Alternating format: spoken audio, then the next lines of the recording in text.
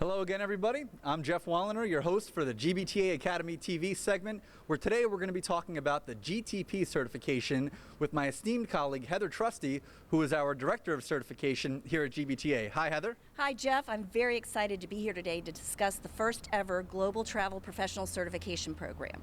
Wonderful. We're very excited to be here as well. Heather, if you can tell the folks back home, what is the GTP? Yes, the Global Travel Professional Certification Program measures broad-based knowledge of the business travel professional. And we did this by surveying all of our members and asking them what they did on a daily basis, a monthly basis, a weekly basis, what was important to them in their job. And based on that information, we were able to come up with a test content outline, which are the core competencies for the business travel professional. Sounds good. Well, the next question I'm sure a lot of folks back home are asking, why should somebody pursue the GTP? Well, the GTP was designed to elevate the status and credibility of the business travel professional. So once someone takes the GTP and passes, they will gain recognition from their peers, supervisors, the public, their commitment to their career, and that they know the knowledge and skills to be a business travel professional. So it almost sounds like the GTP is going to be our equivalent of the CPA? Yes, eventually as it grows and it becomes more globally recognized, that is what our goal is. So assuming somebody is interested in the GTP now, it makes sense why they should take it, it makes sense why GBTA is doing it.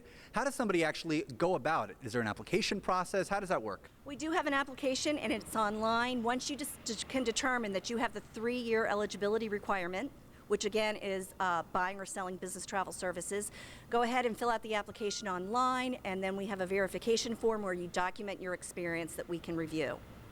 So when somebody sends in the application, what does the process look like and how long does it usually take to get back to them? It takes a couple weeks for us to review the applications, and once we deem you eligible, we will email you an authorization to test letter. This letter is very important because it's your admission ticket when you go on site.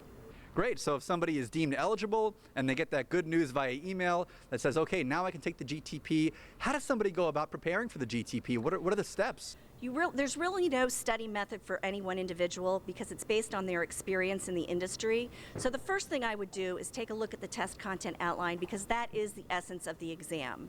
Look where you're strong, look where you're weak. Start where the domains and tasks where you don't have as much experience. Maybe data analytics, you don't do much but you do in business strategic planning. So, maybe start with that.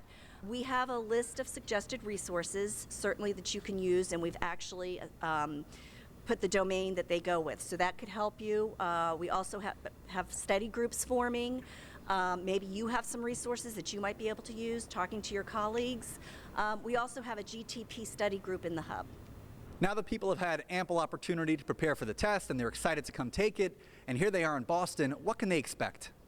Well, I would suggest that they get there early, make sure they have a light breakfast, get to the exam site early. We can register them, bring your admission letter. It's very important. You cannot get in without it. Once we have you registered and seated, the chief examiner will go over all the instructions. It's 125 multiple choice questions, and we'll have a wall clock, and the 3 hours starts ticking, and then the chief examiner will let you know when it's 60 minutes, 30 minutes, so that you're always aware how much time you have left. Now, after the test is over, what can people expect at that point? Well, first I would say, if they're taking the test in Boston, to forget about it. They've taken the test, congratulations, go enjoy convention. Get it off your mind. We're giving cupcakes out, so have a cupcake and just enjoy yourself. 6 weeks from now, you will get a score report indicating whether you've passed or not. I'll get a cupcake. I almost want to take it myself. Well, Assuming we have the eligibility requirements, which are, again, for everybody who's watching? 3 years business travel related experience, that is selling or buying business travel services. Outstanding. Now, after the folks take the test, how long are they going to wait until they actually know if they passed or not? It'll be 6 to 8 weeks, and we'll let them know. Great, 6 to 8 weeks. And for folks who don't pass for whatever reason, are they going to be informed as well? And what are their options to retake the exam? And what are the options for the folks who haven't taken it in the first place to take it again? We will have another paper and pencil exam administered prior to the GBTA Procurement Symposium in Los Angeles in October. That's great. And are there any other locations in 2012 to take the exam? Well, we're going global. So we will also have a paper and pencil test in Budapest in conjunction with the GBTA European Conference. Well, these are some great locations. We have Boston, Los Angeles, Budapest. We try. So what happens next? If somebody passes, what do they receive in the mail or email, or what happens then? They will receive a congratulation letter and a certificate that they can frame and proudly use to say that they're GTP certified. They can also use the GTP after their name. Wonderful.